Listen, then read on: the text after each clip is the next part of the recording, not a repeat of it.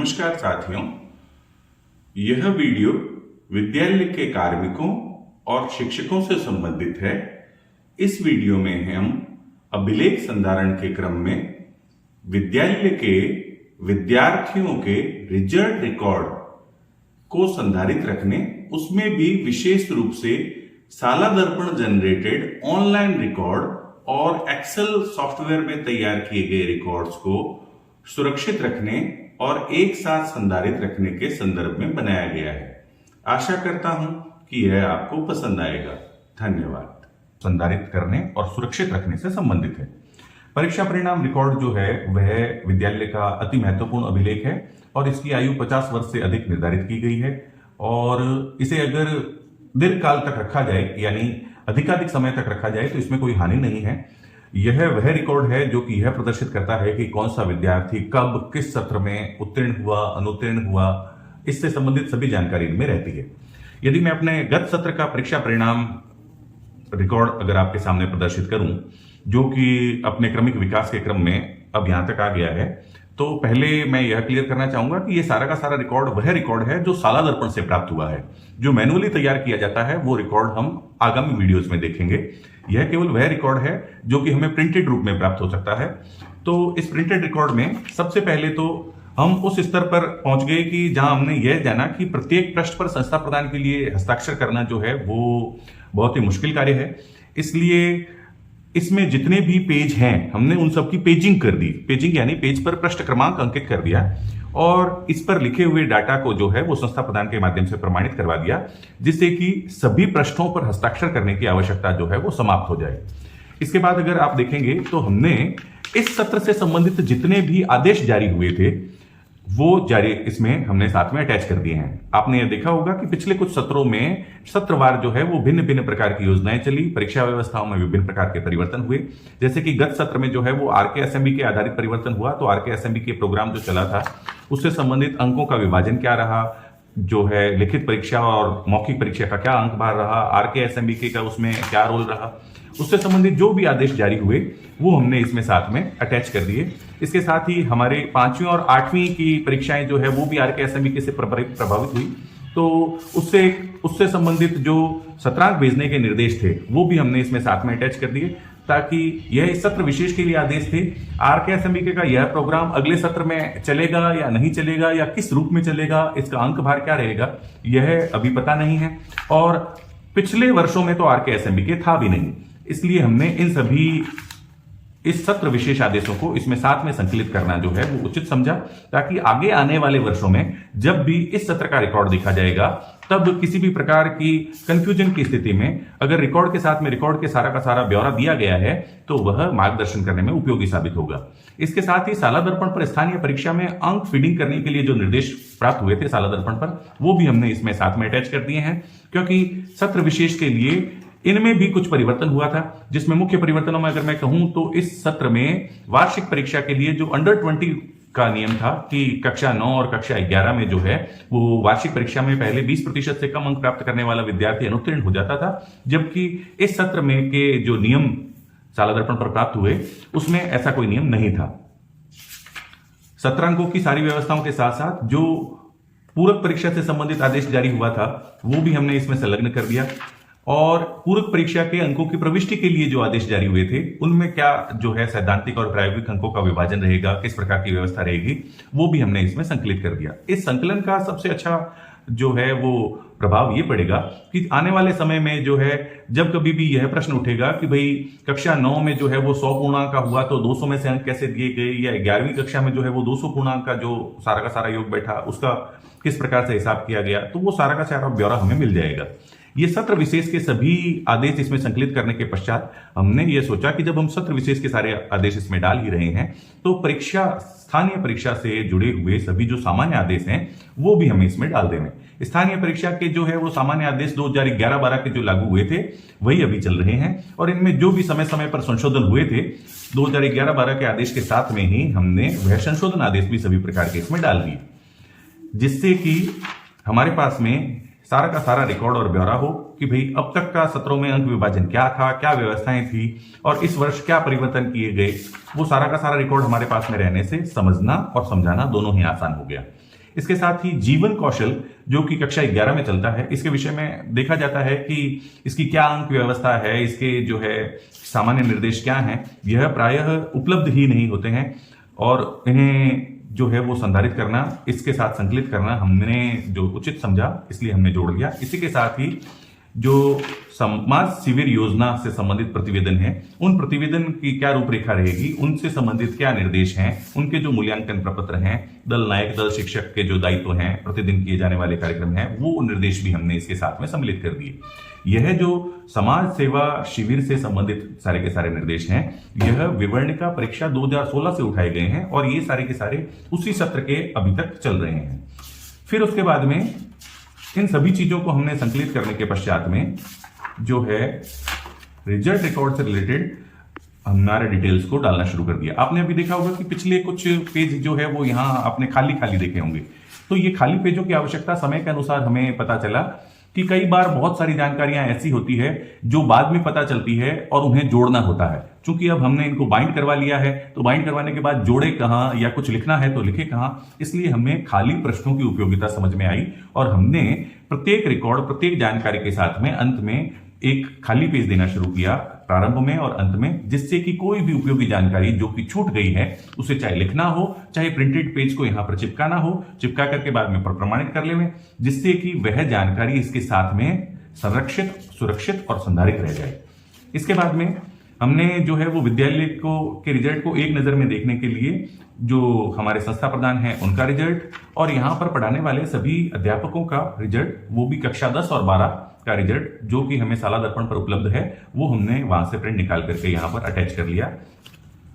इसके बाद में हम आते हैं कक्षा 12 से संबंधित रिजल्ट में। अब आप कहेंगे कि कक्षा 12 या कक्षा 10 का जो रिजल्ट होता है वो तो बोर्ड का होता है, वो तो साला दर्पण से प्राप्त ही नहीं होता है। तो साला दर्पण से हमें इसका जो भी रिकॉर्ड प्राप्त हुआ वो हमने इसमें डाल करके संधारित करके सुरक्षित रख लिया। यह हमारी तरफ से किया गया नवाचार था कि भाई जो स्थानीय परीक्षाएं हैं उनका रिकॉर्ड तो संधारित किया ही जाता है, मगर कक्षा 10 और कक्षा 12 की वार्षिक परीक्षा को छोड़ देवें तो उसके अलावा अन्य सभी परीक्षाएं स्थानीय स्तर पर ही हो जाती है, इसलिए उनका रिकॉर्ड भी संधारित किया जाना चाहिए। तो यह उनके एग्जाम रोल नंबर, यह जो हमने उनको प्रमोट किया तो प्रमोशन रिजल्ट एंड प्रमोशन से निकाला हुआ सर्टिफिकेट, जिसमें उनके जो है वो अंतिम प्रतिशत और प्रमोशन और रिजल्ट के बारे में लिखा हुआ है। इसके बाद में ये है अंक सूचियां, अंक सूचियां जो कि साला दर्पण से निकाली हुई है, जो कि जैसे ये है कि फर्स्ट टेस्ट में विषयवार उनके क्या अंक प्राप्त हुए, सेकंड टेस्ट में उनके विषयवार क्या अंक प्राप्त हुए, थर्ड टेस्ट में उनके विषयवार क्या अंक प्राप्त हुए, अर्धवार्षिक परीक्षा में उनके विषयवार क्या अंक प्राप्त हुए। तो अर्धवार्षिक परीक्षा के बाद वार्षिक परीक्षा तो उनकी बोर्ड की होनी थी, तो बोर्ड की परीक्षा के लिए उनके क्या सत्रांक भेजे गए। अब ये सत्रांक कहां से प्राप्त हुए हैं, ये सत्रांक की सूची प्राप्त हुई है जहां हमने बोर्ड के सत्रांक दर्ज किए थे, वहां से हमने प्रिंट प्राप्त करते वक्त 2 प्रतियों में प्रिंट प्राप्त कर लिए, एक इस रिकॉर्ड में संधारित करने के लिए और एक बोर्ड रिजल्ट के जो प्रभारी हैं उनके पास में सुरक्षित रखने के लिए। तो जो विद्यार्थियों को सत्रांक भेजे गए वो सत्रांक भी हमने इसमें साथ में संधारित कर लिए। तो अब हमारे पास में स्थानीय रिकॉर्ड और स्थानीय रिकॉर्ड के आधार पर भेजे गए सत्रांक इसमें सारे संधारित हो गए। तो पीछे फिर क्या रहा था, तो पीछे रह गया था बोर्ड का रिजल्ट। तो बोर्ड का रिजल्ट जो है वो हमने एक्सेल फॉर्मेट में बना करके, जिसमें कि सभी विषयों में उन्होंने सैद्धांतिक में कितने अंक प्राप्त किए, सत्रांक उनके कितने भेजे गए, कुल अंक कितने प्राप्त किए, यह सारा का सारा रिकॉर्ड बना करके एक्सेल सीट में फिर उसका प्रिंट निकाल करके हमने यहाँ पर अटैच कर लिया। और ये हमारा 12वीं का सारा रिकॉर्ड जो है वो कंप्लीट हो गया। स्थानीय के साथ साथ हमने जैसे ही बोर्ड का रिजल्ट लगाया और हमारा 12th का इसमें सारा रिकॉर्ड कंप्लीट है। और स्थानीय कक्षाओं में ये देखो खाली पेज हमने छोड़ा है। खाली पेज की तो थ्योरी अभी हमने आपको बताई थी कि खाली पेज हम किस लिए छोड़ रहे हैं, केवल अंत में ही नहीं प्रारंभ में भी। फिर इसके बाद अगर आप 11वीं का रिकॉर्ड देखेंगे तो 11वीं में वही रिजल्ट एंड प्रमोशन से रिलेटेड फर्स्ट पेज, जो कि यह बताता है कि कौन सा विद्यार्थी कितने अंकों के साथ उत्तीर्ण हुआ या उत्तीर्ण नहीं हुआ। इसके साथ में यह कक्षावार रिजल्ट जो कि हमें कक्षा 9 और 11 का वहां प्राप्त हो जाता है साला दर्पण से। इसके साथ ग्रीन शीट के रूप में जो स्थानीय कक्षाओं के प्रिंट हमें प्राप्त होते हैं, उसमें कक्षा 11 की ये सभी ग्रीन शीट इसमें यहां अटैच कर दी गई। यह ग्रीन शीट तो एज इट इज हमें साला दर्पण से प्राप्त होती ही है, तो इसमें कोई किंतु परंतु का विषय नहीं है। और इसके बाद में फिर वही से व्हाइट पेज, प्लेन पेज और प्लेन पेज के बाद में फिर 10वीं का रिकॉर्ड। 10वीं का रिकॉर्ड फिर वही 12वीं की तर्ज पर कि हमने इनका जो है वो रिजल्ट एंड प्रमोशन का रिकॉर्ड रख लिया। और सभी के सभी जो प्रथम परख के अंक है, द्वितीय परख के अंक हैं, तृतीय परख के अंक हैं, अर्धवार्षिक परीक्षा के अंक हैं, ये सभी के सभी हमने प्रिंट निकाल करके रख लिए। इसके साथ में हमने सत्रांक जो हैं वो उनके सारे के सारे जो है वो इसमें अटैच कर लिए। सत्रांकों के बाद में जो उन्होंने बोर्ड में अंक प्राप्त किए वो बोर्ड के अंक भी हमने इसमें एक्सेल फॉर्मेट में बना करके प्रिंट निकाल करके अटैच करके रख दिए। तो बोर्ड का रिकॉर्ड भी हमने इसके साथ में जो कि साला दर्पण का रिकॉर्ड था उसके साथ अटैच करके रख दिए। तो अब हमारा ये रिकॉर्ड जो है वो कंप्लीट हो गया। इसके बाद अगर आप देखेंगे तो 9th कक्षा में वही काम किया गया है जो हमने 11वीं कक्षा में किया, और इसके बाद आएगी हमारी 8वीं कक्षा। तो 8वीं कक्षा में हमने वही काम किया जो हमने बोर्ड कक्षाओं में पहले कर रखा है कि भाई रिजल्ट एंड प्रमोशन के सर्टिफिकेट, और ये वह पेज जो कि हमें साला दर्पण पर कक्षा 5 और 8 बोर्ड कक्षाओं के लिए प्राप्त होता है, जिसमें कि इस कक्षा के सभी विद्यार्थियों के ग्रेड्स दिए हुए होते हैं। ये अगर आप तुरंत ही निकाल लेते हैं रिजल्ट प्राप्त होने की अवधि के 15 दिन से 1 महीने की अवधि के भीतर तब तो ये आपको प्राप्त हो जाता है। अगर पिछले किसी वर्ष का निकालने का अब प्रयास करेंगे तो ये अब आपको वहां पर नहीं मिलेगा। कक्षा 8 में भी उसी प्रकार से होम एग्जाम के प्रथम परख के अंकों के बाद में द्वितीय परख के अंक, और इसी के साथ ही उनके सत्रांक, और सत्रांकों के बाद में जो है उन्होंने वहां पर उनके लिए जो अंक व्यवस्थाएं थी जो प्राप्त किए, जो यहाँ से सत्रांक भेजे गए, उन सत्रांकों की पूरी गणना और ये सारी की सारी डिटेल हमने रख ली। इसके साथ ही जो साला दर्पण से कक्षा 8 की मार्कशीटें जनरेट हुई थी वो मार्कशीट्स भी हमने रख ली, क्योंकि वो भी साला दर्पण से जनरेट हुई थी। तो हमने इनको अपने रिकॉर्ड में रखने के हिसाब से जो है वो सुरक्षित रखने के हिसाब से रख लिया। अगर आप देखेंगे तो कक्षा 8 की गत सत्र की जो मार्कशीटें हैं ओरिजिनल, वो जनवरी-फरवरी में जाते हुए प्राप्त हुई थी, और वर्तमान सत्र 2023-24 में जो गत सत्र 2022-23 की मार्कशीट प्राप्त होनी थी वो भी अभी तक प्राप्त नहीं हुई है। तो आवश्यकता के अनुसार से जब आपके पास में हार्ड कॉपी अगर आप अपने पास में सुरक्षित रखते हैं तो इसका उपयोग आप कभी भी कहीं भी कर सकते हैं। इसके बाद आने वाली कक्षाओं में अगर आप देखेंगे तो कक्षा 7 में,